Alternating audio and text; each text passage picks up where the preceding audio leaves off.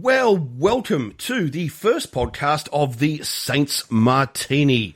Yes, we're going to be talking about everything. We're going to be talking about B movies, cult movies. We might even do some quite different podcasts. We'll see how that goes anyway. But for now, I am, of course, the Saint Warren, and with me, of course, one of my beloved halos is Irish Stewart. How are you today, Irish? I am doing great. How are you, Warren? I am doing fantastic. Bit stir crazy, like a lot of us. Yes. Of course, in lockdown. Now, you are, of course, a producer and writer. I think a lot of people who listened to the old Cult Movie Show podcast will remember you very dearly. It's welcome, welcome. Thank you. I'm glad to be back, actually. I miss doing this, so. It's great fun. I mean, there is nothing better. I think especially too in these times of lockdown, to be, we're trying to find things to do, and discovering some old B movies and so forth is, hey, why not? I mean, once you've watched Tiger King, you've got to find something else to do, So. Oh my gosh. I made it through 3 episodes of that before I said, I'm not sure if I can do any more. I'll be honest with you. I still haven't watched it, to be truthful. Everyone says you've got to watch it,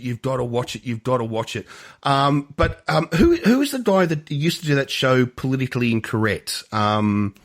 He still does that, I think. What's his name? Bill Maher? Bill Maher. I'm a big fan. Bill Maher, yes. He still does it, I think, on HBO. Yeah, I'm a big fan of Bill Maher. I think he's very funny, and I quite like what he has to say. And he said that he refuses to watch it because he doesn't care how cultish it is. It's very cruel to animals. He doesn't want to actually watch that. So I thought that's interesting. I don't know. I agree with that. It was hard to actually, in the 3 episodes I did get through, it was really hard to watch the condition of the animals in general, where they were keeping them. And I've seen so many roadside zoos living in Florida here in the U.S. And it's, especially with big cats, they say they're rescues, and it's pretty shocking. So plus, the show itself, it's like a train wreck. Yes. You don't want to look, but you have to, and then it just keeps getting worse. And so, I just shut it off. It's not my thing, I have to admit. But hey, each their own. We're all trying to find ways to stay occupied. I have seen some amazing singing and dancing, YouTube videos that people have been putting up while they're locked away, or science experiments. I mean, just you name it. It's quite amazing what people are doing. So it is actually. The main thing is, stay safe, follow the rules that you're given, depending on where you live, because every country has different rules, but follow them.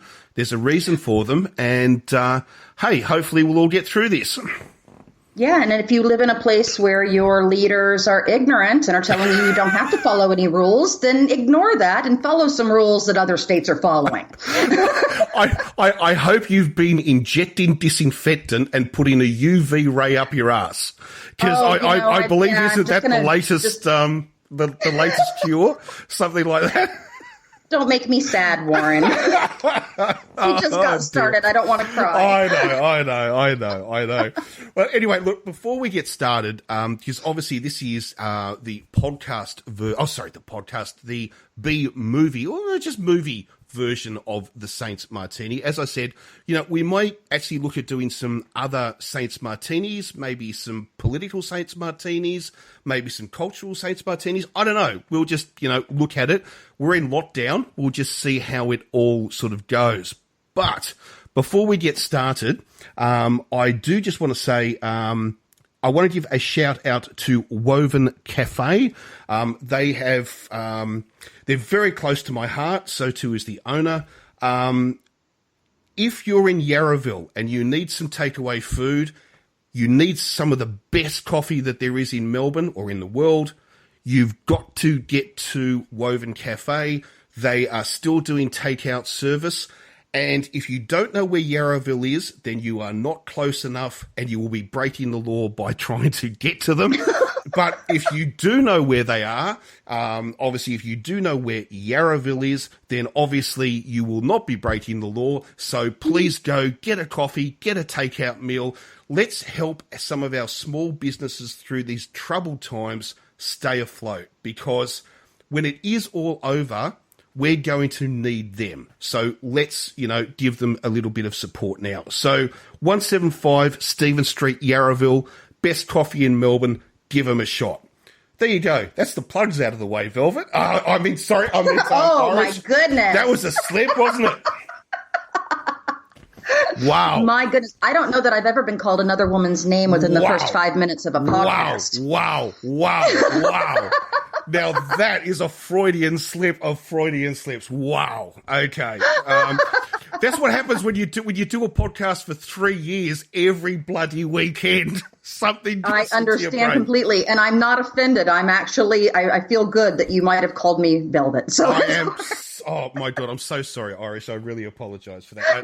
I seriously really do apologise for that. Oh my God. Anyway, look. We've got two films that we're going to talk about. And one thing I thought that we might do is I'm going to list what both the films are now. So if you want to pause, get onto YouTube and watch them before you listen to the rest of this podcast, you can. Because I've got a very dear friend called Andrew, and he was, in fact, on that old podcast of the Cult Movie Show a couple of times. And he has a great love affair of Keith Floyd, the British chef, as I did. May he rest in peace. And he did a wine show, which I used to call basically boozing along at home, where you would drink wine, but a week beforehand he would tell you what wines they were trying, so you could try the wines while you were watching the show with them. Right? And I thought that was a great idea. So we can't really tell you the films a week in advance, but I'll tell you what they are now, so you can pause. Then if you want to go and watch them, then you can come back. So we're going to be doing The £1 Million Note, followed by a fantastic classic, which most people will just simply know as The Viking Women and the Sea Serpent. Its true name, though, which we will get to into when we actually talked about it, which I love, is The Saga of the Viking Women and Their Voyage to the Waters of the Great Sea Serpent. All right? But if you're going to look it up, it's generally going to be found under The Viking Women and the Sea Serpent. So there you go. If you want to hit pause now, both those movies are available on YouTube, free domain. So basically you can watch them and then you can come back. I can tell you what wine I drank while I watched them. Actually, yeah, no, do. No, tell me. I'd like to know. I actually drank an Australian wine while I watched them. Which one? I did. Do you recall? It was the Yellowtail Pinot Grigio. Oh my God, really? Yellowtail? Yeah, because it's cheap and available, and it's my favorite flavor of the less expensive of the Pinot Grigios. it has an aftertaste of diesel. Oh, you think it does? Oh, yeah. It's not the now greatest. I'm embarrassed. No, honestly, I don't have a problem with that one. It's not my favorite one, but that is the one I drank while we were watching it. No, seriously, no, I shouldn't say that. That's sounding so snobbish. No. Okay. You can be classist. That's fine, Warren. No. It's good. It's like what the French call, what is it, vin de paix. You know what I mean? It's every day. Oh, yeah, no, I agree with you. Yeah. It's the one that I just buy on a regular as the cheap that's exactly right. Yeah, that's the one. Because being locked in quarantine, I've got a lot more like drinking going on here, day drinking, whatever. But yeah, that's my go-to for just putting a straw in the 1.5 liter bottle. Well, I'll have to tell you, Irish, the in Australia, when the country sort of went into lockdown about a month ago, or actually more than a month ago now, so 6 weeks or more now. The start of November, I think it was, the one of the businesses that was viewed as an essential service, which must stay open, was the alcohol shops, or the bottle-os, as we call them. Yeah, so alcohol was actually viewed as an essential service. So thank you to the Aussie government, at least. Well, as you probably saw on my Twitter earlier, I was pretty excited to find out I could get it delivered to me in under 2 hours. So. Yeah. That was right to my door. It was lovely. I get advertising now on my Facebook page all the time for home delivery alcohol. I wonder if that's a business which is just making a killing at the moment.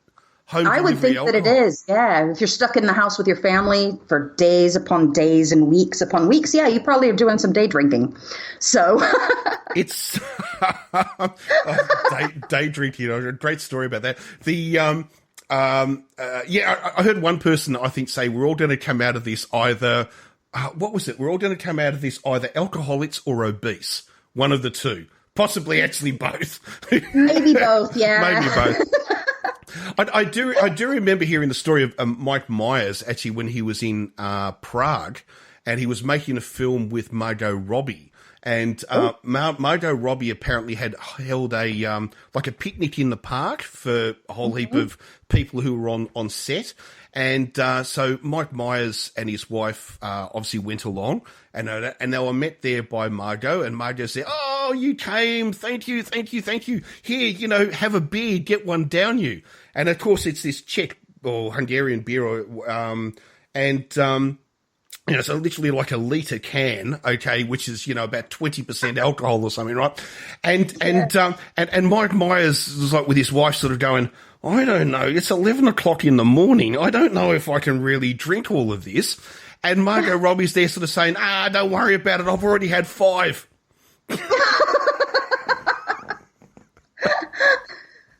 Well, she seems like fun anyways. Oh, you gotta love Margot Robbie. Anyway. Oh, she's fantastic. No, she is great. Anyway, so I suppose we should actually talk about some films. Yeah, let's do that. Let's do that. So, all right, let's talk about our very first one. So that is, of course, the £1 Million Note. Now, this is actually a really kind of influential and famous film, based more especially from anyone who lived through the 80s. Well, there you go. That's a joke in itself, isn't it, Irish? From what we were talking about before. If you remember the 80s, yeah. I do remember them. Yes. It's the 90s I don't remember. Yeah. But we will get back to that in a moment. But yes. But no, look, this movie is from 1954, and it is in fact taken from the Mark Twain book, The £1 Million. I think it was actually called The £1 Million Note. I think the name was actually the same, and it's a British film. But it stars an American, which will all make sense if I give you a rough rundown of it. Now, basically, it stars very famous American actor Gregory Peck. Well, he was actually in quite a lot of British movies, I think, from memory. Actually, Gregory Peck, I think. He was quite the movie star here in his day. He was huge, wasn't he? Absolutely huge. Yeah, he was. So, now, this whole story takes place in London, England in 1903. And the idea is the whole movie starts with two brothers. And these two brothers basically have a bet with each other. I think it's Oliver and Roderick. And they have a bet with each other. And part of this bet is that they have to get the Bank of England to create a £1 million note.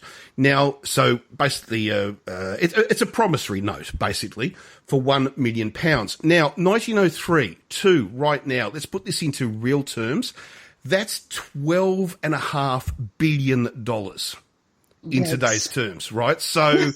no, not 12. No, sorry. I think it's 1.2 billion. Sorry, we'll go back. Yeah, that's quite a bit different there, but still. Yeah. So 1.2 billion. So no. All right, so pounds, I should say. Yeah, 1.2 billion pounds. Okay, in today's money. Now, so they then run across Gregory Peck, who plays the character of Henry Adams. Now, Henry Adams is meant to be an American. He's kind of like a middle-class person. He's not rich. He's not wealthy. He's just an average person. What do you call it in America? Average Joe? Is that the term? Yeah. Yeah. And but he loves sailing. And he's got a little, I think he says a 14-footer, which he sails by himself. He gets caught in a storm, gets drawn out into the actual ocean, and then it is picked up by a cutter, and the cutter is going to Britain. So he gets dropped off basically in London, and he is now stuck in London with no money. Now, this bet that these two gentlemen have, these two brothers, is all around about this £1 million note. And the whole idea is meant to be they will give it to somebody, and the whole idea will be, can they use it to build and create a life and then hand the note back, or will they simply just spend it? Okay? And now you might be thinking, God, this story sounds a little bit familiar, but we'll get to that in just a sec. So they give it to Gregory Peck, or Henry Adams, and our movie basically follows his trials and tribulations for a month until he can get back and return the £1 million note back to the two brothers, where he has been promised that if he gives the note back intact, he will be offered any job that he likes.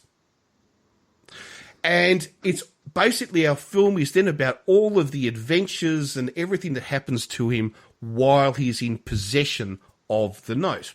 Would that be a fair sort of analogy of the film, or is that, do you think? No, I think, yeah, that's exactly pretty much what happens. I was actually surprised at the beginning when I first saw what the subject matter was. I thought it was going to be like the original film of what they did here in the U.S. In the 80s, I believe. Yes. Trading Places with Eddie Murphy. Yeah. And it didn't turn out to be that, but it was a really interesting look at how people treat you when they think you have money, as opposed to when you actually have money. Well, I think that's exactly right. I mean, when we look at his character, he is worth nothing. He now basically works purely on his name. In other words, I am worth £1 million. And even though he's not able to pay anybody, everybody simply on the premise of what he projects will give him anything because they want to be part of his very wealthy and successful world, even though he can't back it up. He can't do anything. He doesn't own anything. It's just the concept of what he represents.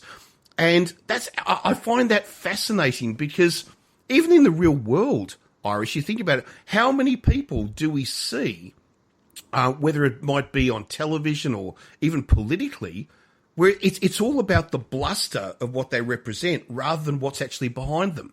So yes. I find it fascinating, actually. I really did too, honestly. I thought it was presented in such a unique way, and it really, even though it was set in 1903, I could see parallels to today's society. It especially with the advent of social media and that sort of thing. If people perceive you to be a way, then they will treat you that way regardless of who you actually are. Yes. No, you're 100% right. Yeah. I mean, that's the thing. If they think that you're successful, you become successful. And I mean, because there's a very interesting part about this movie in the sense that, try not to give too much away, but he will actually be able to use this name that he's now being given to actually make himself extraordinarily wealthy. But you know what I thought was interesting about that, though, is honestly because of where it came from, and I don't want to give away too much, but where that opportunity actually came from wasn't necessarily who people thought he was. It was almost about who he used to be, in a way.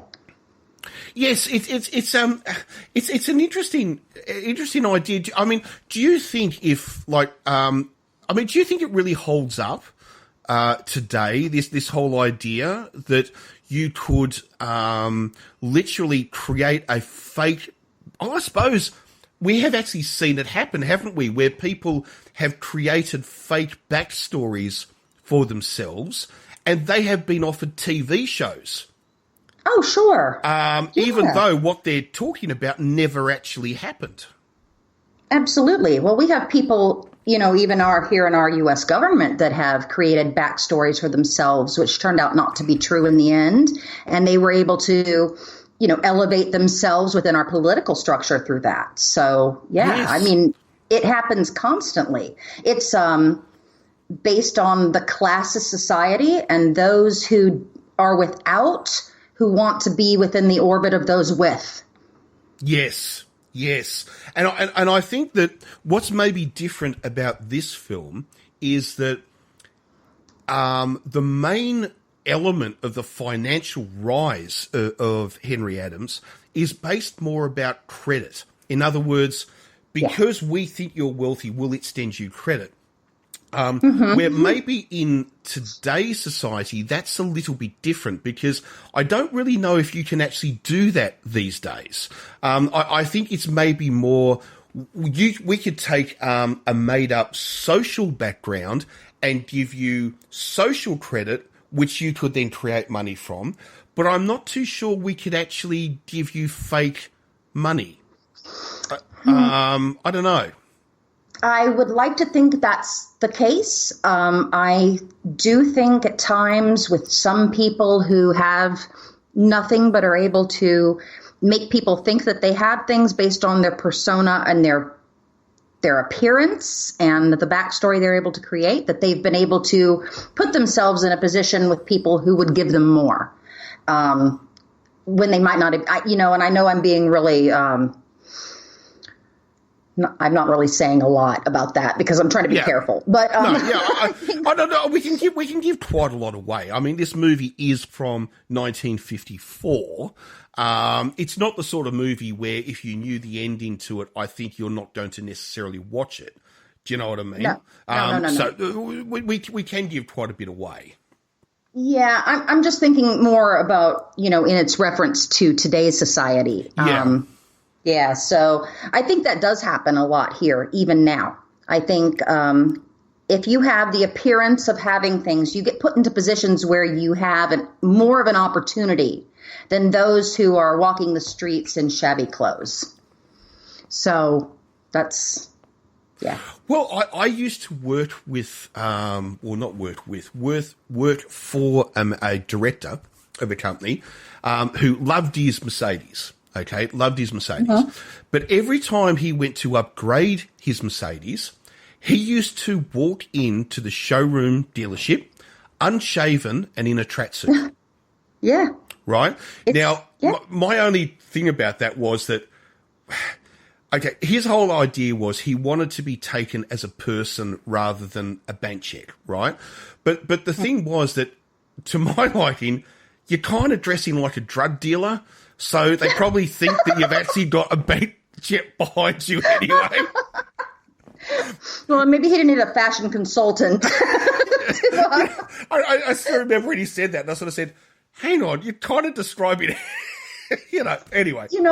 That's funny. Like, I understand the concept of that. My dad actually would dress down. We didn't have a lot when I was growing up, but even then he would dress down if he was going to a car lot because he didn't want them to think that he might be able to afford something more. He just wanted them to give him the best that he could get out of them. And he thought if they thought that he had money, they would charge him more because he could afford it. Yeah, it's an interesting concept, all of that, isn't it? In fact, buying a car it's actually a skill, buying a car. It's quite, I know this has nothing to do with the movie, but it's actually a real skill. Because the whole idea is, it always horrifies me when I see people walking to car dealerships and the salesperson says, how much do you want to spend?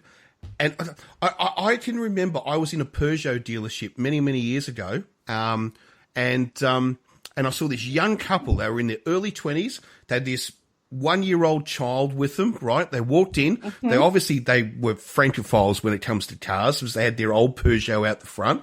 They walked in. They were looking at buying a brand new Peugeot, and they walked in, and the salesman said, how much do you want to spend? And they immediately gave them a figure. And I thought, right, so that's exactly how much you are now going to pay. Yeah, right? the first person in a negotiation that throws out a number is the one that loses. Yeah, so I can still remember my father taught me, when you walk in to buy a car, as soon as they tell you to sit down, you wait for them to sit down, and then you remain standing, and you basically say, no, I've been sitting down all day. I'd rather stand. They can't hop up now. You're now standing over the top of them, looking down on them, right? The other thing too is that when they say how much you want to spend, the answer is as little as possible. When they say, how much is your car worth? You say, that's irrelevant. What's the changeover? Yeah.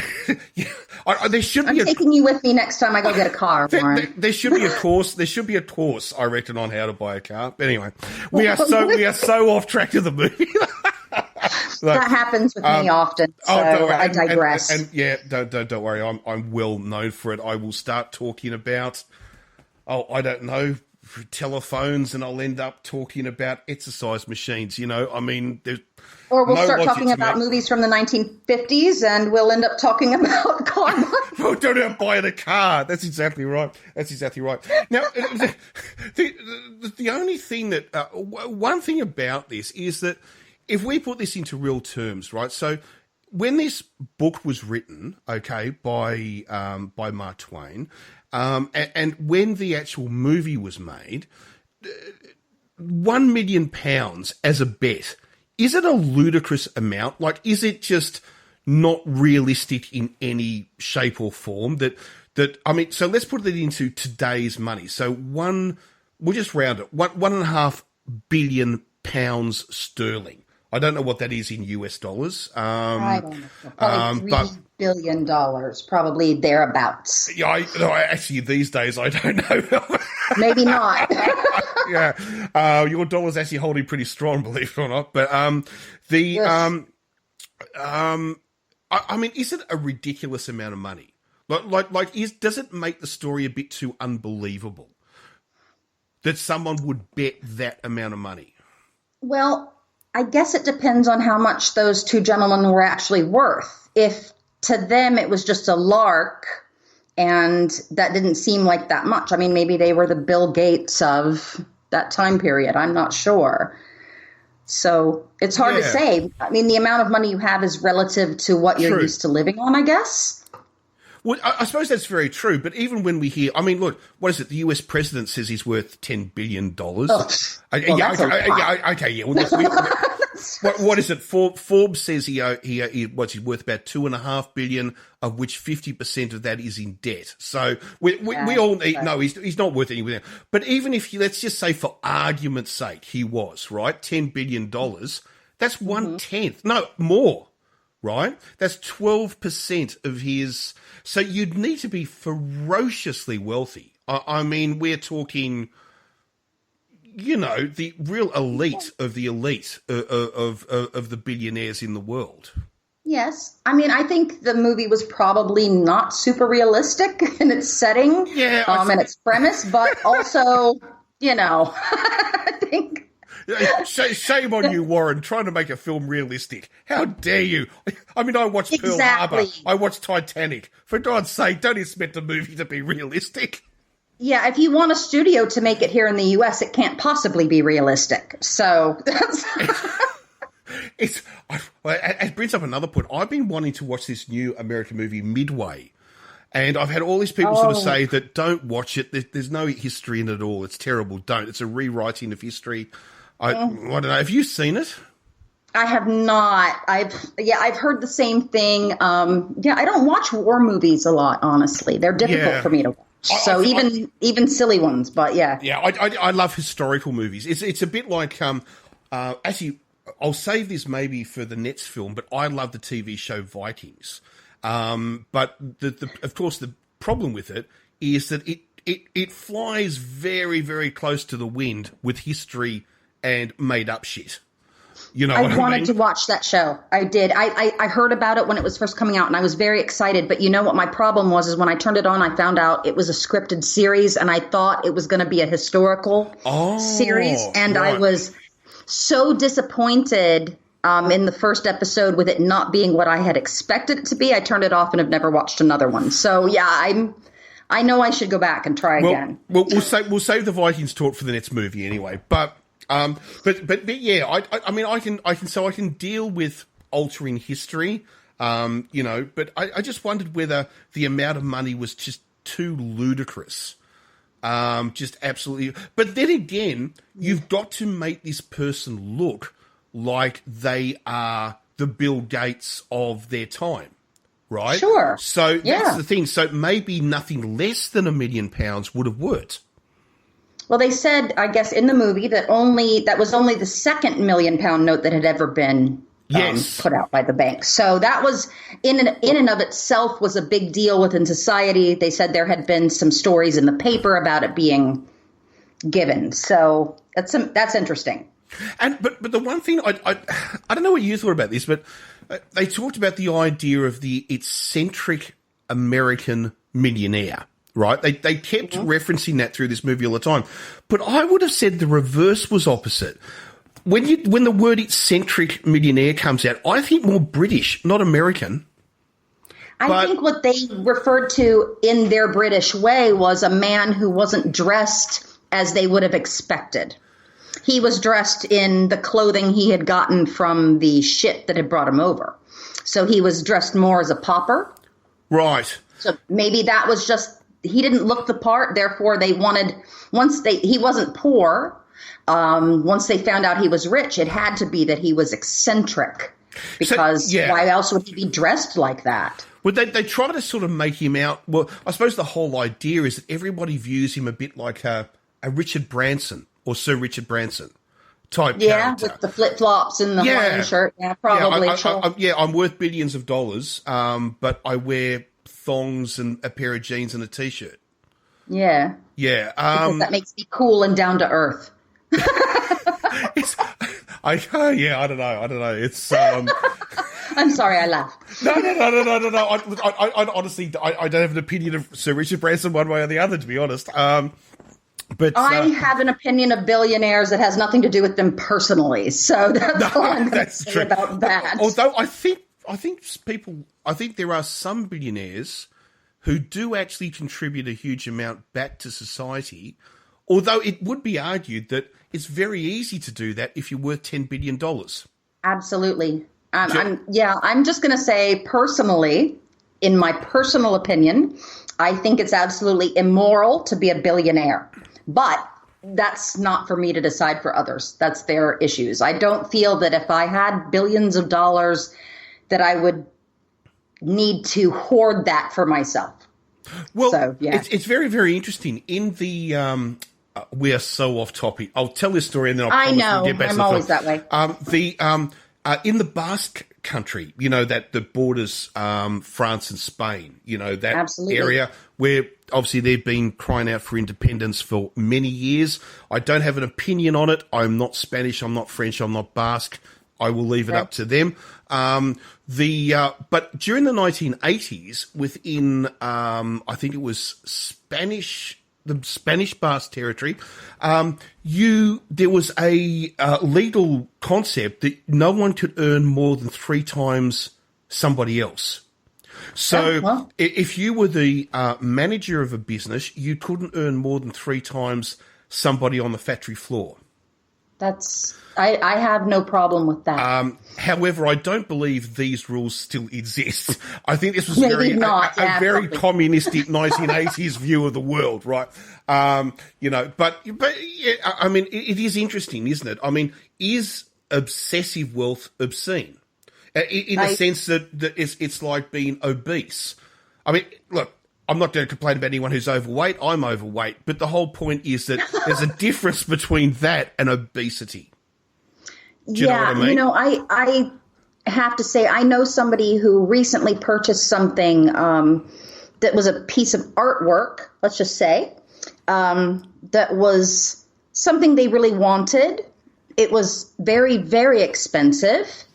And they had the money to purchase it, but I also had informed them at the time that the cost of that item was half of the debt for students in our county that had not had their lunches paid for in our public school system. Yeah. That was the debt that was owed for students that could no longer get lunches at school because they couldn't pay.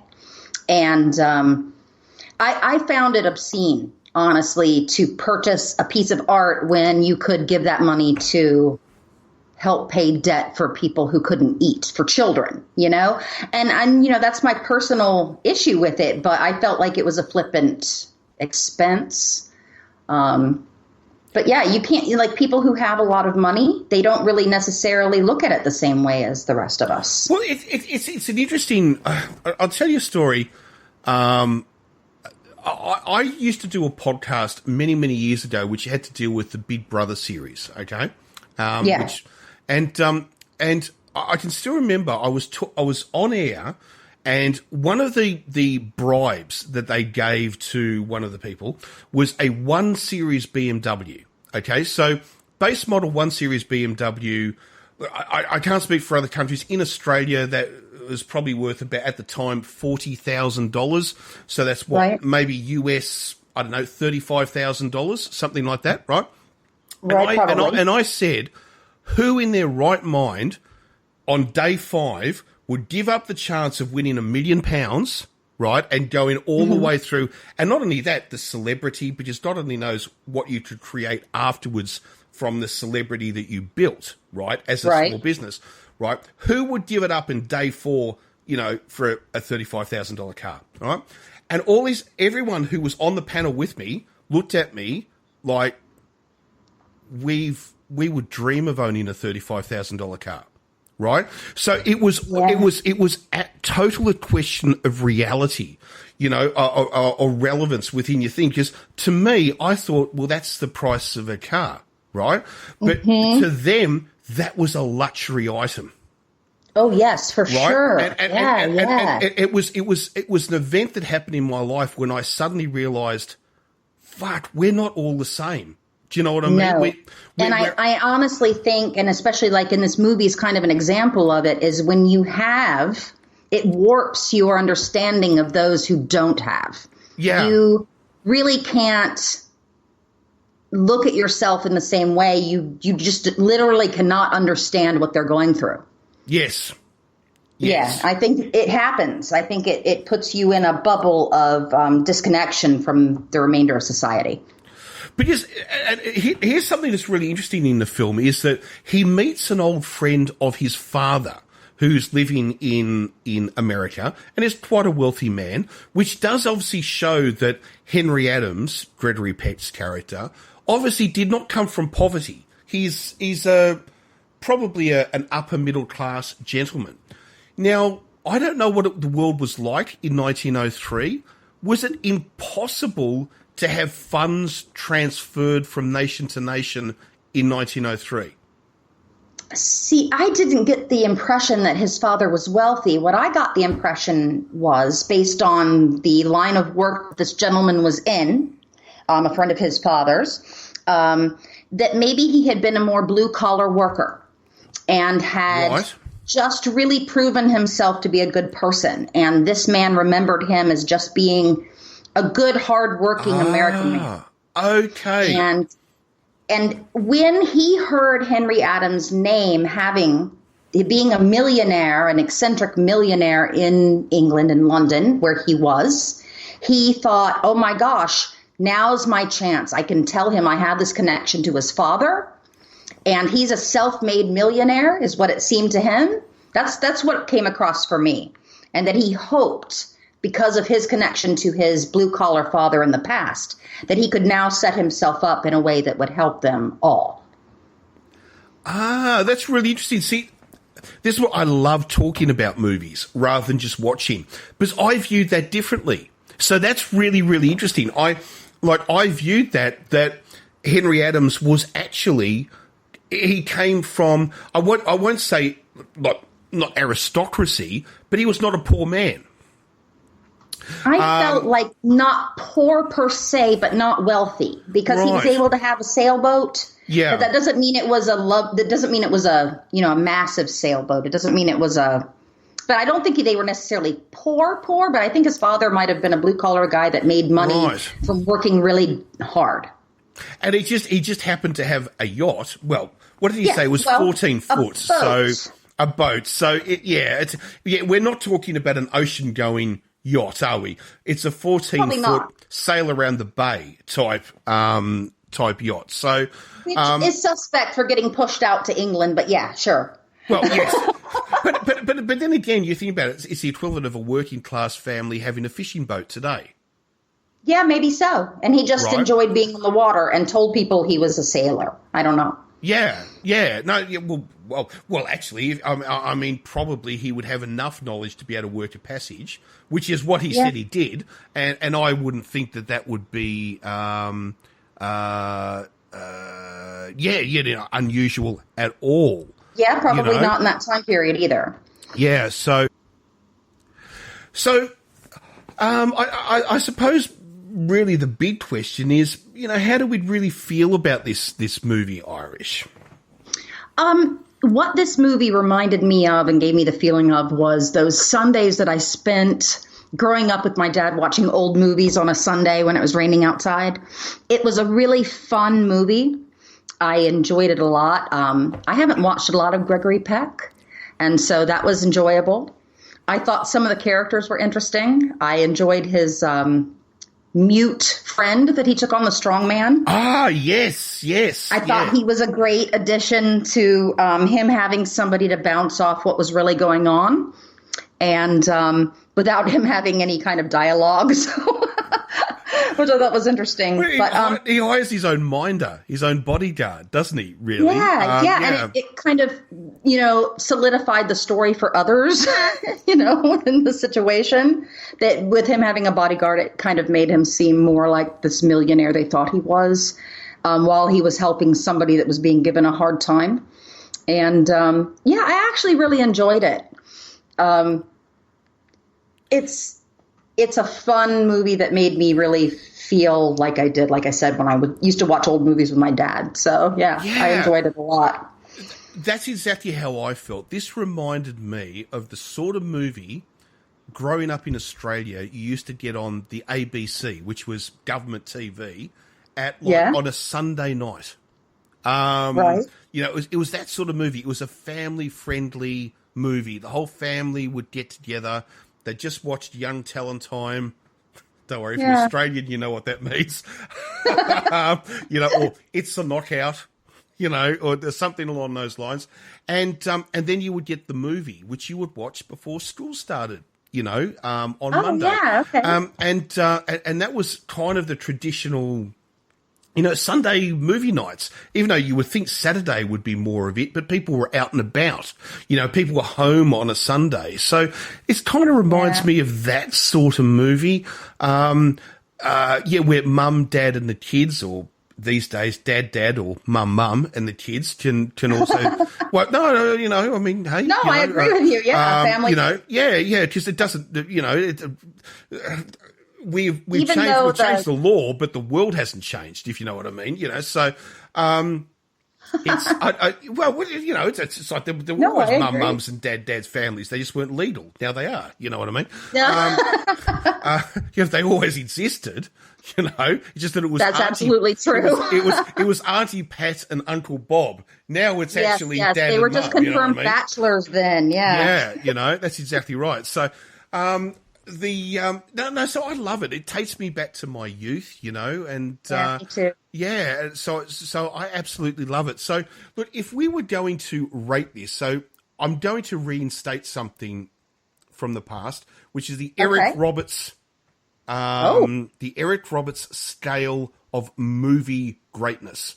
Now, Eric Roberts, I don't know how many movies he's made, about 25,000 or something, 500 million, something like that. You cannot turn on your television without Eric Roberts basically being there somewhere.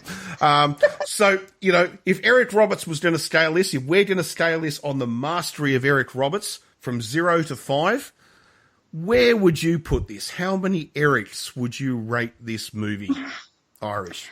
I would probably give it a 3. Eric Roberts. I really enjoyed watching it. I thought the plot had, some holes in it. There were some things that might have been more developed that weren't, but overall, I quite enjoyed watching it.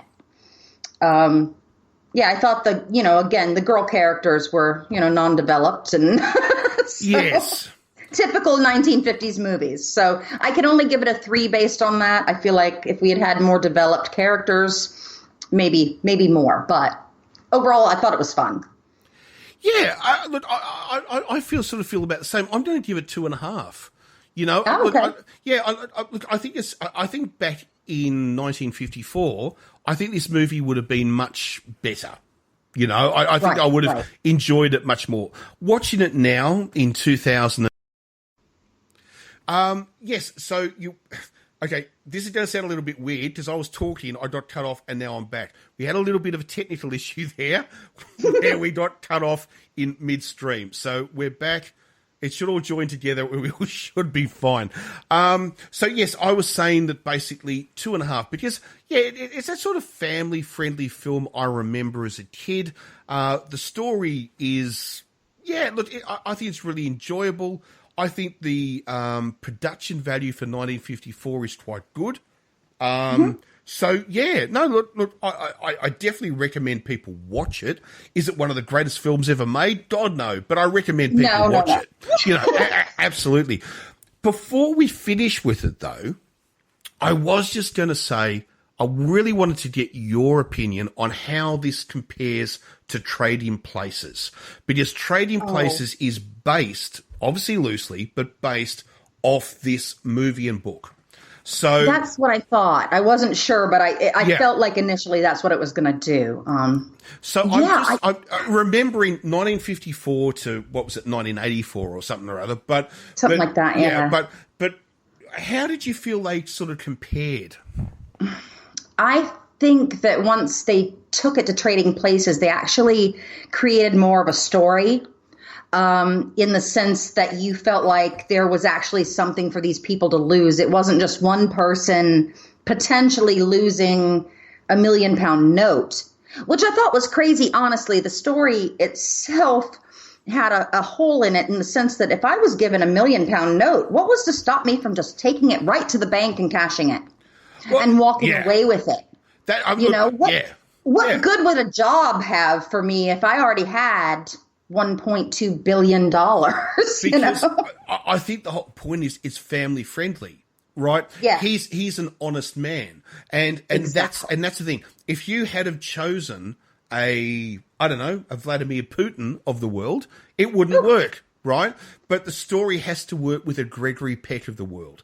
It has to work with a No, I'm being deadly serious. No, I agree with you. Yeah. It needs to work with a trustworthy, honest person.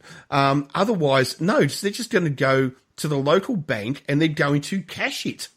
Yeah, absolutely. It didn't have any name on it at all. So no, it's just a promissory note, right? So, so that is the thing. It works. It will only work, and I think that's the whole reason why at the start of the film they keep asking him questions. They say, "No, you can't say anything. We just want to ask you questions," and it's to try to work out whether he is an honest man. And if he wasn't an honest man, then basically Henry Adams would not have been given the note. Yeah, yes, but I will say that what he does immediately after they give it to him belies that. Although but I think he only thinks that there's £10 in it. Maybe, but he certainly went and spent a lot of what he didn't know was there. So I just feel like actually he wasn't as honest as they had hoped. But yeah, the whole premise was based on the fact that this was an honest man. Well, even more than that. I mean, I would like to read the book actually to see how Mark Twain actually did it. But the whole idea is that. But here's the other thing too. He was talking about getting a job from these two brothers worth £500 a year, okay? Yeah, absolutely. He's halfway through the month and he's already built up $200 worth of debt. Sorry, £200 worth of debt. So the whole point is, how was he ever going to pay for it? Yeah. Right? I have to say, I like Trading Places better, of course, because one, it was more my era, but two, I thought the story was more developed. Yeah. And anything with Dan Aykroyd in it, I'm a fan of, honestly. Well, look, I'll be truthful to you. I think the movie Trading Places is better. I think the story's more legit, actually, to a degree. I mean, you could see a couple of brothers who are multi-billionaires who don't give a shit about anyone, who are quite prepared to play with someone's life to see what would happen. And I think that's actually far more real than this is, to be truthful. I agree with that. I think the willingness of the brothers in Trading Places to destroy the life of someone who had done absolutely nothing wrong, in order to instill this other person in his place was very telling. And I think it's more connected to, today's society than, of course, in the 1950s. So maybe that's why it wasn't, understood as much. I think back in Mark Twain's time especially, and even back when this movie was made, people looked more about, they wanted to be seen as an honest person. Well, the other thing too is that and here's the other thing too about this movie. The movie doesn't work unless your main character is American, right? If you had made Henry Adams British, it wouldn't have worked, because everybody in Britain would know who Henry Adams was. That's true. Right? And in the time period, they didn't have the cross-continental connections they do now. That's exactly right. So somebody can literally turn up on the shores, claim to be somebody, and, all right, we've got no reason to not believe them. I think that's happened in society, in history, even with like the daughter of the Russian Tsar, the woman who claimed to be Anastasia. Oh, Anastasia, yeah. Yeah, and she showed up and had some stories, and people just accepted it. I don't know how many people actually really accepted that, though. Did they? Or did they? I don't know. From what I understand, is that she was accepted into some areas of upper crust society for people who wanted, again, to be within the orbit of somebody like that. They just accepted it at face value based on someone else told them this. So, yeah, I think it has happened in society. But again, that was a long time ago. Well, the other thing, too, that if you go back into royalty, let's say go back 200 years and then, 100 years and then back, you have always had people claiming to be the dead people coming back to life. I mean, even Russia, the Russian Tsars, I mean, forget about Anastasia. I think they've had 2 or 3 people come back claiming to be the Tsar. I think they know he got killed, right? I think. Oh, no. Well, not Tsar Nicholas II. I'm talking about, we're going back in time. You would have people who would claim to be the actual son of the Tsar, and like who the people thought had died of birth, and suddenly this person would turn up and say, "No, here I am. I'm Alexandria," right? Yeah, it's. There's been con artists since the beginning of time, and our current president shows that to be the case. Just keep injecting that disinfectant, you'll be fine. Don't worry about it. All right. Well, we'll just take a quick break, and we will be back with our final film.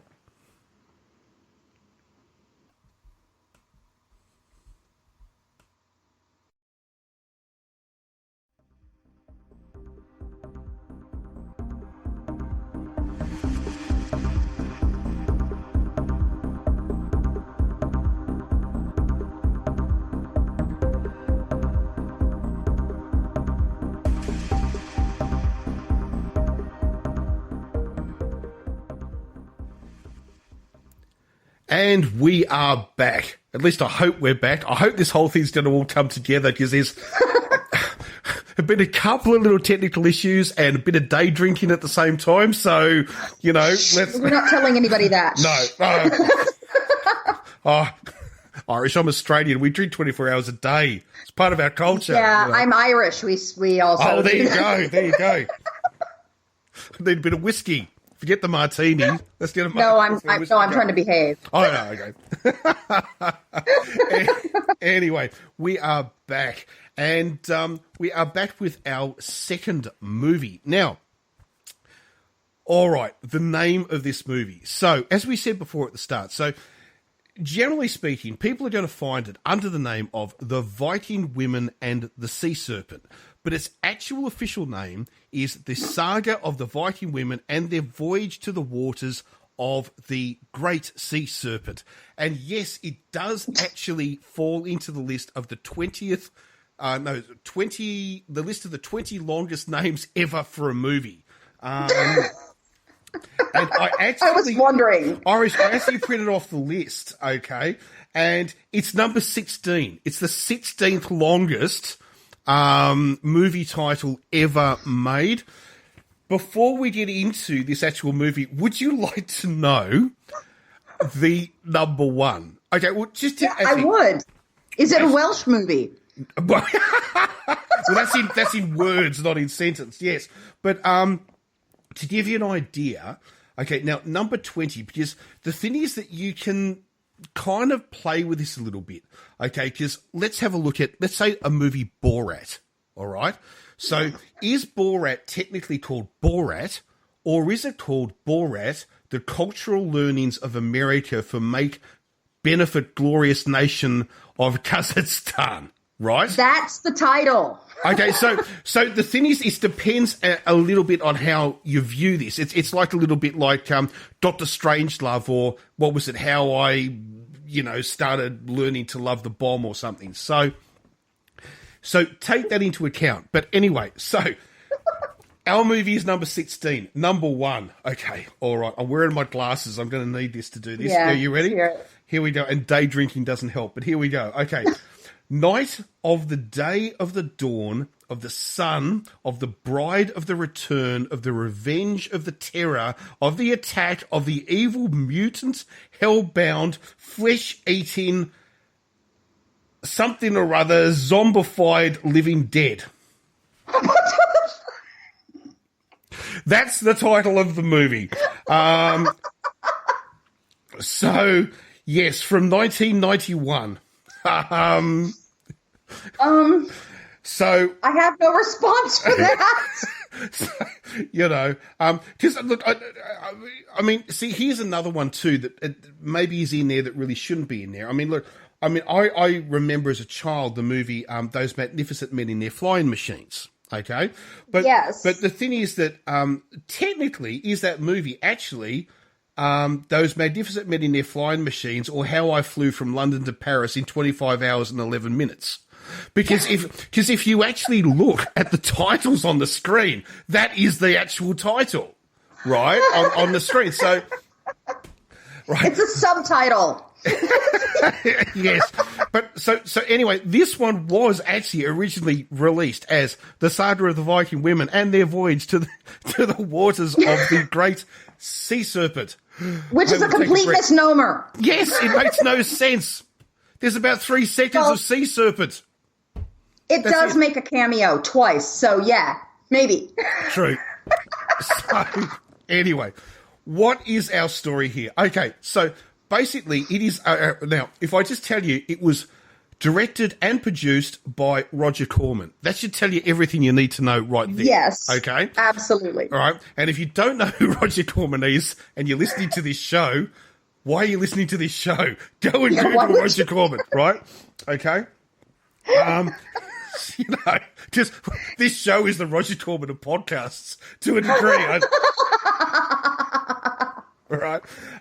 So anyway, so it is from now. What was the year again? It is from 57. Was it 57? 54. 54. 57. No, 58. 1958. 58. So okay. So now it is about a group of Viking women, where in the Scandinavian part of the world, I do not know.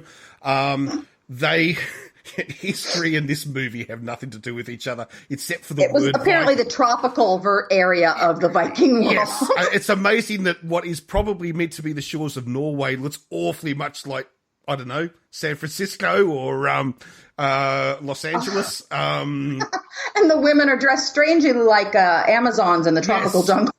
I know. It's quite amazing. So anyway, it is set somewhere in the Viking world, and a group of women are deciding, Amazon style, for some reason, by throwing spears into a tree. I do not know how this is Viking at all, but anyway, by throwing spears into a tree, whether they will go and they will take a longboat, And they were trying to find the men of the village who disappeared 3 years ago.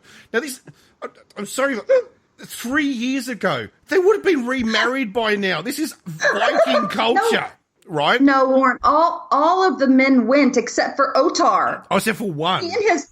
Everybody went except for Otar and the women. That was it. Yes, which is really weird in itself. But anyway, so the women decide that they're going to take a longboat. And I don't know what happened to the rest of society. I mean, there were only 15 people living in this village. Yes. What's wrong with you? That's right. So anyway, so they decide that they're going to go off and try to find their menfolk. And so they take a Viking longboat, which looks incredibly like, I don't know, just a rowing boat with a couple of shields put on the side. And anyway, so they go off, and what was his name again? Otar. Otar stows away with them, and so we now have a whole group of Viking women. Or what were they actually called? Shield maidens. Something like that, yeah. But he's hidden under that fur bundle in the middle of a 12-foot boat. Yes. And somehow or other, that's going to hide him. You know, too bad if you needed to pee or something. I don't, you know, or worse. But anyway, so he's hiding under some sheepskins. Anyway, so they're on the boat, which of course just, I don't know, looks like a rowing boat. And they're on that. And as they head out to sea, they come across the giant vortex, which is ruled by the sea serpent. And the great sea serpent. And anyway, so they manage to get through there, but they lose their boat and they are castaways on the shore of some new land. Magically also very dry when they land, and their hair and makeup are done. They've only been at sea for one day. How far from Norway is this country, right? I mean, anyway, so they're in this country, and the inhabitants of this country, they're not Vikings, but I don't know if they're not descendants of Vikings, but they've taken over from the Vikings who lived in this part of the world, even though these Vikings have never heard of Vikings who had lived in this part of the world. So it's all very weird, right? And they dress like bloody mongrel warriors. You know, I mean, so I don't know how they got to China, right, or Mongolia right. But anyway, I agree. I thought it was definitely going to be an Asian.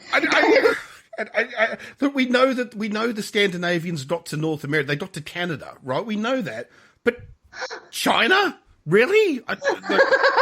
Well, they were American Chinese people, if that were the case. Well, I mean, they were dark-haired, so therefore bad. That's what we noticed. Because remember, as they're introducing the women at the beginning of this, they introduced the priestess of Thor, who is the dark one. Yes. The only dark-haired woman.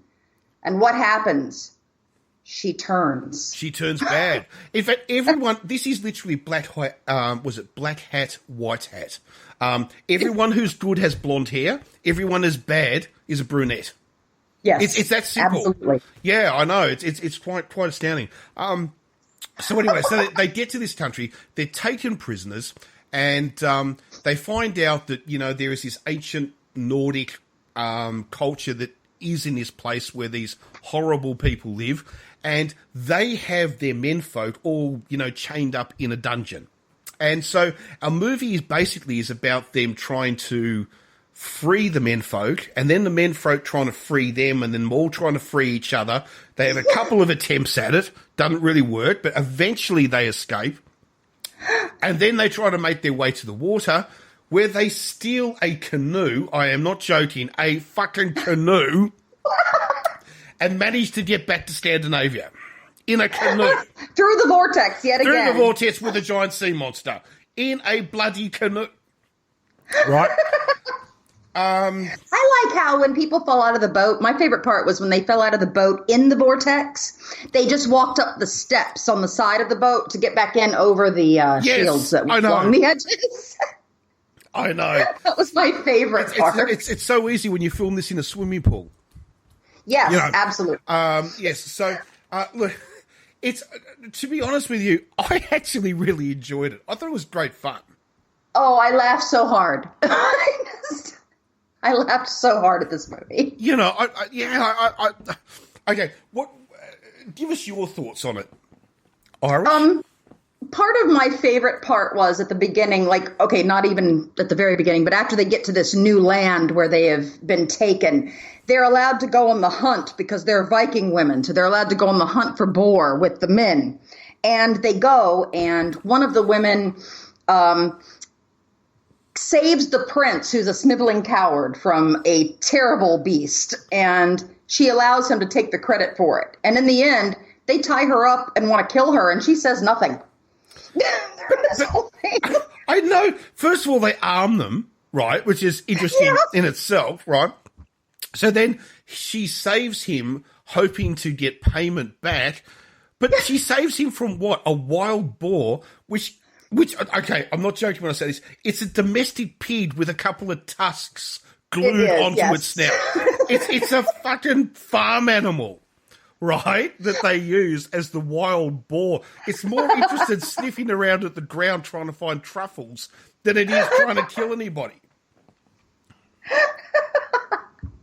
Yeah, I just loved how at the end when he turned on her, she said nothing. She's tied to the stake. Yeah, and anyway, so our gods will the gods. And it turns out that apparently the Scandinavian gods are more powerful than whatever these people. There is a name for this society. I've forgotten what it actually is. I did actually write it down, and I now can't. The Grimolds. Oh, the Grimolds. That's right. Grimolds. So now I can't believe I did this. I actually Googled Grimolds to find if they were a real ancient society. Yeah, that's just the idiot that I am. You know what I mean? So, what did you discover, Warren? No, it will take Google will take you in a few other directions, not a society. So, the history of all of this is just Look,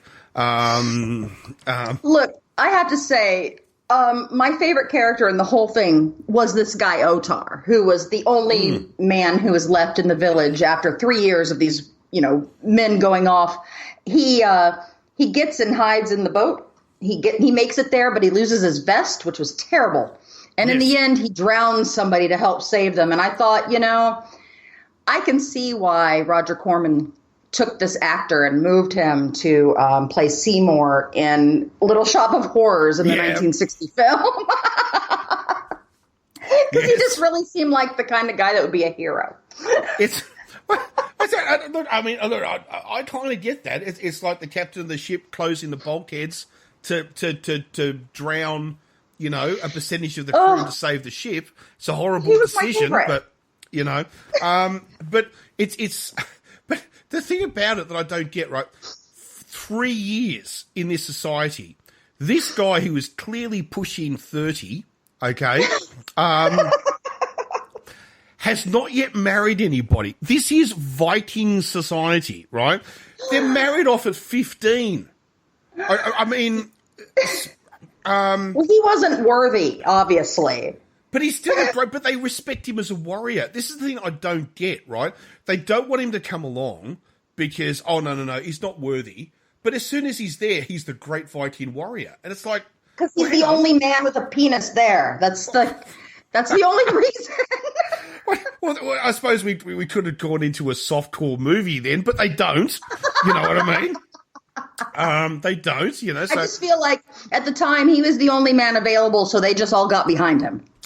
I don't know. But see, for me, I don't think he was necessary, because the whole thing is, if you're going to make a movie about empowering women, which I think is great in the 1950s, right?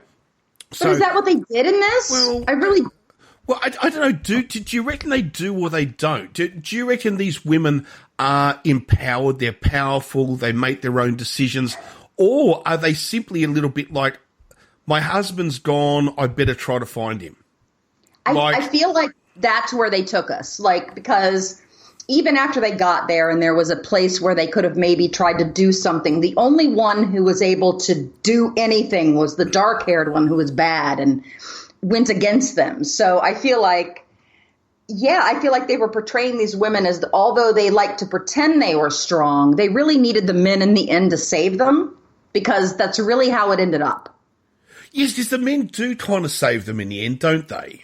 Yeah, even though they were brought out for another reason, in the end, they do save the women. And then they all go, I had a problem with it just because initially I felt like they just reused the wardrobe from another of Roger Corman's movies, again, where they were set in some tropical Amazon film. I don't know.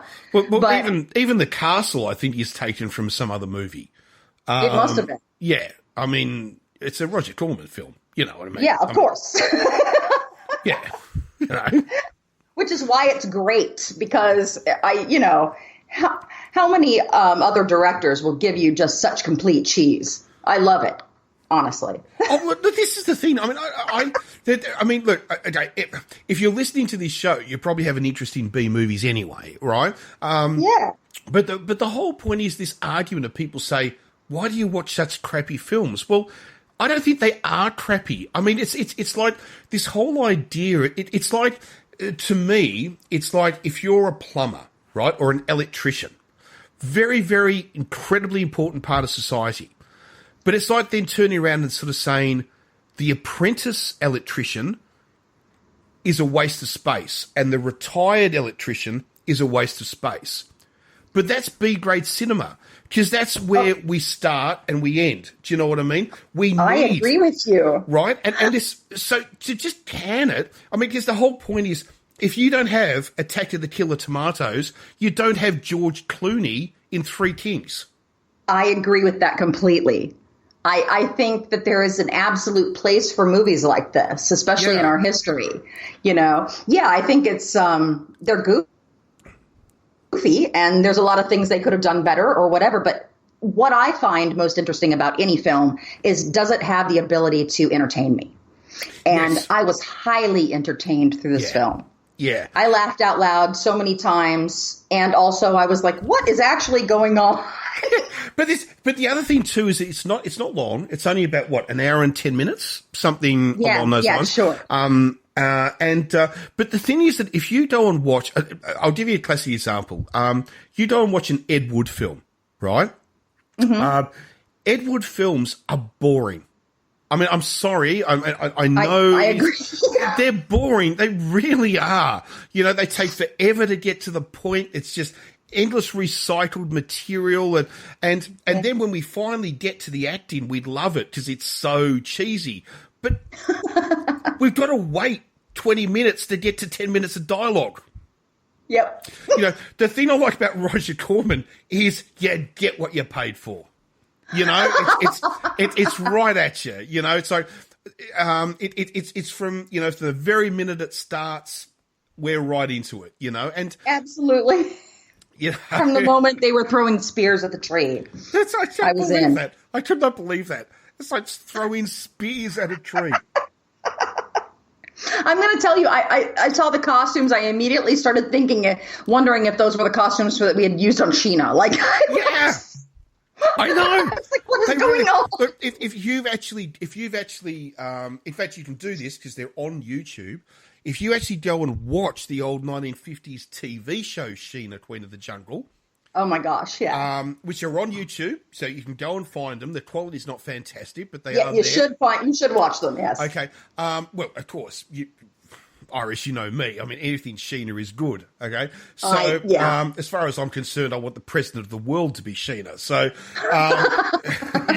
it was like Star Trek, where they have a president of the Federation. I want that person to be Sheena, Because she can turn into a panther. That's exactly right. That's yeah. Well, it depends what version of Sheena we're talking about. Who are the writers at the time? She has gone through various different changes, but I mean, she lives in South America now, not even Africa. So Yep. it's The costumes. That's what we're talking about. Yes. If you watch that, that's what they're wearing. They're dressed like a 1950s interpretation of what Africans wore in B-grade, highly politically incorrect TV and movies of the 50s. Yes. So, yeah, where the Viking element of this comes from, I have no idea. They're blondes. That's why. They're blondes. Yes. So, I always love this, though, about non-Scandinavian cinema or TV. Everybody is a blonde. Do you know what I mean? And then you go to Scandinavia, and there's a lot of blondes, obviously, but not everyone's blonde. But like a non-Scandinavian viewpoint is like everybody's a blonde. Of course. Or redheaded. Those are the only two options, ginger or blonde. That's it. You still have redheads, don't you? Yeah, they always, yeah. Yeah. That's my family there.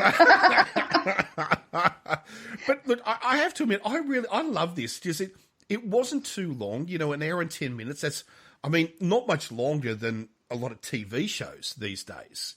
Stuff produced on HBO and stuff like that for an individual episode. Right. I've watched, what is it, on Amazon Prime, Grand Tour episodes, which are longer than this, right? So, so it doesn't take a huge amount of your time. The story is constant. You know what I mean? It doesn't slow down. It hits you all the time, right? So, there's no great pauses or anything like that. Well, they didn't spend any time on character building. Let's say that. It's all action. But the action, but even the action of the, chasing each other on horses and all the rest of it, honestly, not much worse than most Western TV shows I've seen from the time. Oh, for sure. You know what I mean? The only thing is the special effects in regards to the sea monster. We should probably bring this up.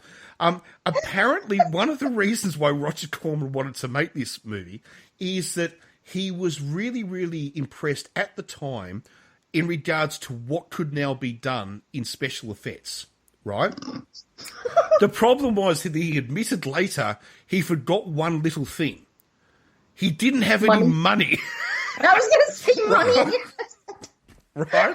So the thing is that you may be able to create special effects. He couldn't afford them. And it's hence why the sea serpent only lasts for about 30 seconds. Each time, yeah. I know. And which I think is just the same sea serpent reused. It probably was, yeah. The other really exciting part of it was that at one point when two of the characters are, tied to a stake and they're supposed to, grab mercy for the other one by saying, let them go because of love. And I felt like the guy who was the main love interest in this was on Valium the entire time. No, don't. Yeah, it is. It is a bit like that, isn't it? I know. I'm pretty sure they had him drugged through the whole movie. I have to admit, he's just like, he's meant to have been imprisoned in chains in a cave under a castle. Cave or something. Right, okay, for 3 years. Okay, he's clean shaven, perfect hair. Perfect hair. His hair's right? done. Perfect hair. Right. And with no psychological issues whatsoever. He was very low key. That might have been his psychological issue. I don't know, Warren. You don't know how people are going to respond to stress. It's a little bit like we're going to feed you on nothing but raw potatoes. Oh, but here's a razor every day. Here's hair dye. Hey, we'll give you hair dye. We just for sure. They definitely had somebody doing his hair. It was coiffed perfectly. Let's just get the hair dryers out. Look, we're going to bring in a hairstylist. Now, I know we can't feed you at the moment because you are our prisoners, but we've got to keep, standards up. So we're going to bring a hairstylist in. So we don't want anybody to think we're not taking care of it. That's exactly right. We don't want fake news getting hold of this. We're going to make you look good. Oh, Lord. I just done 3 years in captivity, perfect hair and clean shaven. I just thought. I hope that's how I would be. It's like I feel like. Hello. Oh. obviously I look that good now. So yes. Yeah. Of course, nobody in lockdown is currently growing, a beard down to their navel, or living in tracksuit pants and t-shirts. No, I live in my Star Wars jammy pants now. I'm sorry, that's just who I am. I saw. Was it Rena Riffle? I think. No. Monica Parent. I saw posted something on Facebook where she said she was actually pleading with people. She put out a plea where she actually sort of said, once a week, try on your work clothes. Like, just go into the bedroom and try them on. And because if you don't, you're going to come out of this 2 months later and go, holy crap, what am I going to wear to work? I'm just wearing my jammies to work. I'm just warning everyone now. When we go back, that's all that's happening. Footy pajamas for a month. Yes. So I had what do you call it, a business meeting last week or the week before with a whole heap of colleagues and stuff like that, and it was absolutely hilarious because you're watching everybody and everyone's got beards and all the rest of it, and it's just like it's just so weird, you know what I mean? I keep having video meetings wondering who's not wearing pants, but I don't want to ask because I know I'm not. Yes. So. It's like the old stories of the newsreaders there in the sports coat, tie and shirt, but wearing boxer shorts and no pants. Yeah, absolutely. I'm pretty sure that's all the news people here are doing now. I'll tell you a story. This is a true story that went to air, right?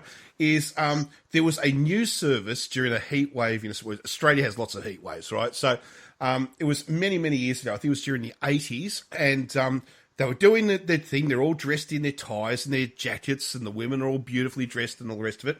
And they're reading the news. And then the female host sort of said, I forgot what his name is. We'll just call him Bob, right? He goes, come on, Bob, show them what you're wearing. Come on, show them what you're wearing. So he stands up from the desk. He's got suit and tie and everything. And he's got a pair of board shorts on underneath. Don't doubt that at all. And it went out. That's what most people are doing. It was brilliant. It went out to air and everything. It was so funny, yeah. So I think there is a lot of that going on. I think there has to be, with all of us confined to our quarters these days. It is a weird time, isn't it? But as it's often been pointed out, look, throughout history there have been people asked to go to war. There have been people asked, to stay calm while your street is blowing up under bombing. I mean, realistically, what we're being asked to do is not much. And, yes, everyone's scared about their jobs. They're scared about paying their mortgages and all the rest of it. I fully understand that. But compared to generations in the past, we're not being asked to do much. We're really not, We're living the dream. We're sitting down in our pajamas watching Netflix. I mean, that's what we have to contribute, So, I'm stunned when I see some of these people carrying on, but hey. Yeah, everything's kind of nuts right now. All we can do is carry on the best we can within our small circles and try to hold each other up, No, that's exactly right. Yeah. And watch a few B movies. That's what. That's what's making me laugh these days for sure. Yeah, and well, one other thing I will say is that you will be stunned how many B movies exist on YouTube that you probably did not know of. Because I didn't know about the £1 Million Note, and I was really happy to find that one. And I thought, how many more are there out there that I just don't know about? Yeah, there are huge amounts of B grade movies, and not only that, even with some of the services, I can't speak obviously on behalf of America, but in Australia, Amazon Prime is a huge resource for B grade movies. Really interesting. Old black and whites, octopuses that ate New York, and giant sea creatures that and all this sort of, it's a voyage to the center of the earth, all this sort of stuff. great resource for all that sort of stuff. Netflix, not so much, but in America, that might be different. I don't really know. But you can find I don't think stuff. Netflix has a ton of older films on it, actually, at this point. So, yeah, I think you're right in that sense. I think Amazon is your choice if you want that sort of thing. Some of the things I found on Amazon Prime, Irish, I was stunned that they even were there. Some of these old 1950s science fiction movies. And it was like, oh, really? Wow, yeah, absolutely blew my mind. It was so much fun. Yeah, no, I like to watch some more of those, actually. I haven't had a lot of exposure to a ton of them, but the ones I have, I really enjoy. So, oh, yeah. Yeah. Absolutely fantastic. So have we got much else to say about the saga of the Viking women and their voyage to the waters of the great sea serpent? One, the movie is longer than is not as long as the title. That's what I feel like. It takes longer to say the title than it does to watch the film. Yes. And it's worth it because if you want to laugh at just some ridiculous stuff and just have a good time, it's a good film to watch.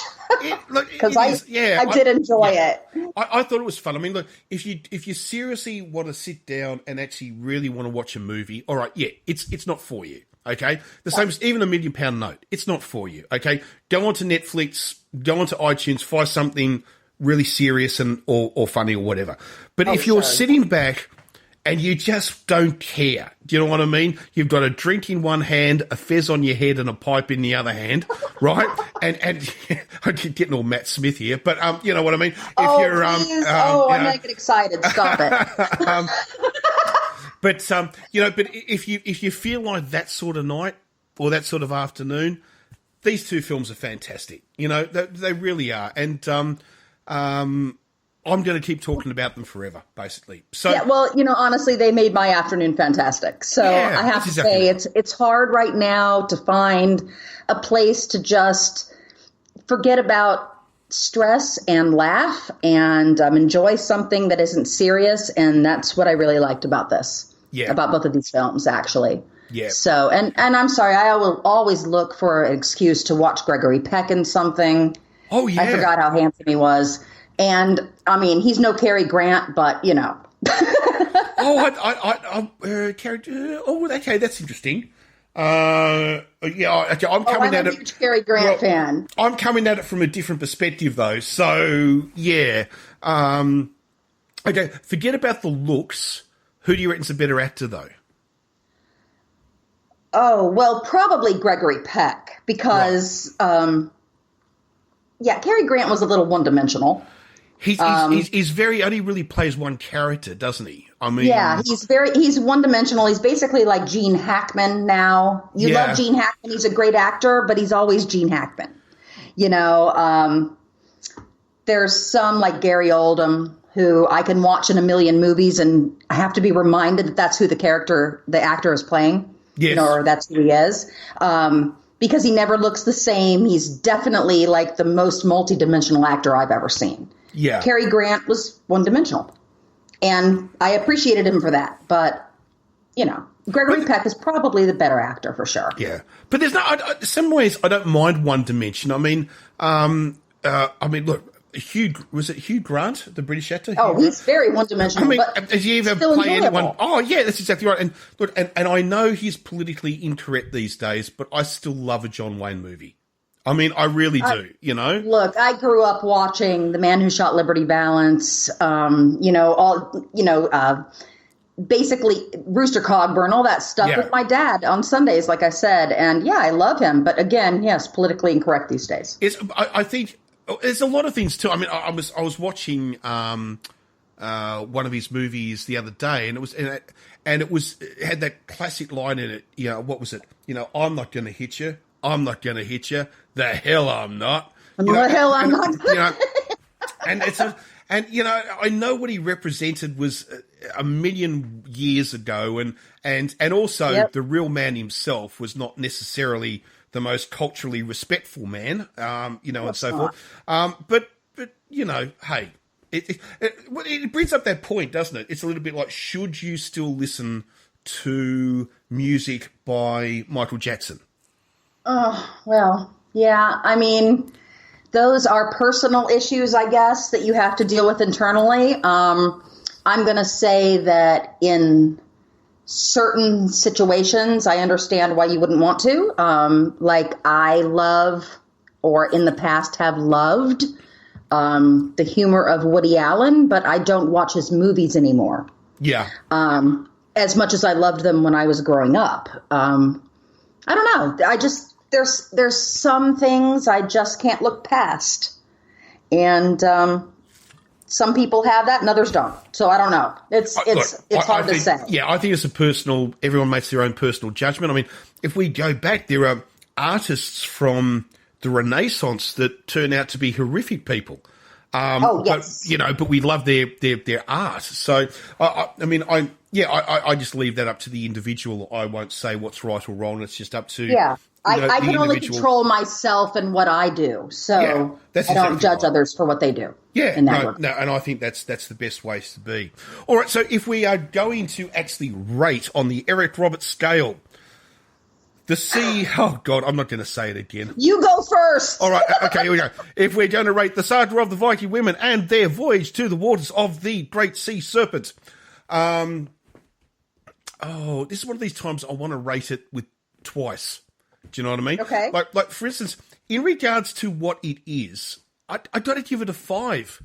Because it gives everything. Like for instance, if you're expecting war and peace out of this, then you're a fool. Do you know what I mean? Well, but if you go into this knowing that it's a Roger Corman film and with its name and when it was made, then I think it's a 5 because it gives you everything that you expect it to give you. For sure it does. And so if a film delivers on every single aspect of what you were expecting, I can't fault it. I kind of agree with that because I wasn't expecting anything less than what it gave me. Yeah. Honestly. But then again, as an actual piece of cinematography, it's worth a 1. Do you know what I mean? But in regards to what it is, yeah, you know? Yeah, I'm going to agree with you on that. If somebody had brought me this script and this footage as proof of concept for what they wanted to do, I would say, get out. But because it was exactly what I was expecting and wanted to see when I saw this movie, I have to give it a 5 on that. Yeah, for sure. Yeah, but this is the thing. You can only judge things on what they were, you know. So it's I don't know. How do I say this? You know how like a lot of people will turn around and sort of say, "Oh, Roman civilization was evil." Well, yeah, it was, but based around the time it was kind of normal. I was going to say, I suppose that depends on who you are when you ask that question. And that's exactly right. Because if you're a Roman, it seems totally normal. If you're a German, it's horrific, right? So, but in this sense, it's like it's a Roger Corman. It's a B movie. We're going to see it at the drive-in. What do you expect it's going to be? And then, but the fact that it does keep you actually watching every moment, you're not walking away from it. No. It delivers. You know what I mean? It delivers. It did deliver. And honestly, I judge all movies by a Catwoman scale. Right. And I would have to say that this was equally as good as Catwoman. And I'm... This is interesting. Was it Halle? We're talking Halle Berry, I'm assuming. Well... Her notwithstanding, looking at Halle Berry in a Catwoman suit has nothing to do with whether or not the movie was good. No. I just meant that's the movie we're talking about. Halle Berry, Catwoman, yes. Yeah. I judge everything on whether it's Catwoman bad or not. And I think this is just as good as a film as Catwoman. And I would watch it just as enthusiastically. Well, Catwoman, I mean, look, the main star turned up to the Razzies to take her award. How much respect have you got to give to that? I respect that. You know, and not only that, even she herself has said, if you were offered it again, would you do it? Well, clearly not. But she said, does she regret it? Actually, no, because, I mean, Halle Berry has actually said that she has got fan mail from people saying that was the best movie they've ever seen. Look, there's always going to be somebody that loves everything. Like That's exactly right, you know. There's something for everyone out there. And I'm not saying that I think that she shouldn't have done it. I think it was the thing she needed to do at the time. And I enjoy the movie for what it is. I try not to look at it beyond that. And that's kind of what I mean when I say I judge it. I judge all films on like a Catwoman scale. Did I enjoy watching it? Yes. Was it a great film? No. But I really, really enjoyed the time I spent watching it, and I don't regret it. Yeah. That's a really good call. I mean, for me, it's been who was the man who made Pearl Harbor? Well, you would obviously know. Pearl Harbor. Michael Bay. Wasn't it Michael Bay? Michael. Oh, you know what? It probably was. It might not have been, but I've worked on movies with him, which I will never do again. But that's all I'm going to say about that. It's my attitude a little bit like, if I'm going to rate anything as being bad, it comes down to, is it Michael Bay or is it better? Right? Because he's the pinnacle of appalling. Right? So I don't think I've ever seen a Michael Bay film I've liked. Have you ever seen a Michael Bay film you've liked? I actually worked on Armageddon. I did all the extras for the Florida scenes they did here, everything on the tarmac, coming back with the shuttle, all of those people, everybody in Mocher, all that stuff. So I worked with Michael Bay physically on a film. I will simply say to you, you couldn't pay me enough money to do it again. I was going to ask, did he try to pick you up? But I won't go. No, he did not. He physically assaulted one of my extras. Yeah, that's horrible, but it doesn't surprise me. No, not at all. He's a horrible human being. He makes pretty pictures, and that's why he gets his jobs. But his movies are just American flag, big explosion, woman in hot pants. That's it. That's the movie, right? Well, Warren, he got his success from working in commercials because his father had a lot of money, put him in working commercials, and that was his whole thing. He can make beautiful imagery, but his movies are crap. Oh, no. Look, and I have to admit, if you were... I think it's also very different not being an American watching a Michael Bay film, I think, to being an American watching a Michael Bay film. Probably, yes. Because I have seen some Chinese movies which follow the Michael Bay format of direction, and I've heard Americans talk about how they're laughable. But then they will say, wow, Pearl Harbor, such a great movie, right? So it's like... I think it comes down so much, to like where you're from. And what you'll accept. I saw this horrible movie. It's an Australian movie, right? Which was, I think it was called Occupied. It's an Australian movie, and it was meant to be about an alien invasion of the Earth, right? And how it was like Red Dawn, but aliens rather than Soviets. Okay. All right. And in the end, and this is no joke, apart from the film just being appalling, right? In the very end, right, it finishes with a scene of them running over the barricades, in their slouch hats with their Osteyr bullpup rifles, and one of them is even carrying the Australian flag as they run over the barricades. And it's like, give me a break. Really? Seriously? I mean, I'm all for Australian cinema, do not get me wrong, but that's just ludicrous, Yeah, well. and to me, that was a bit right. You've now reached the pinnacle of Michael Bay filmmaking. Yeah. Let's just say I won't watch any Transformers films anymore, so. No. Oh, dearie me. All right, well, we should probably call it an end of this.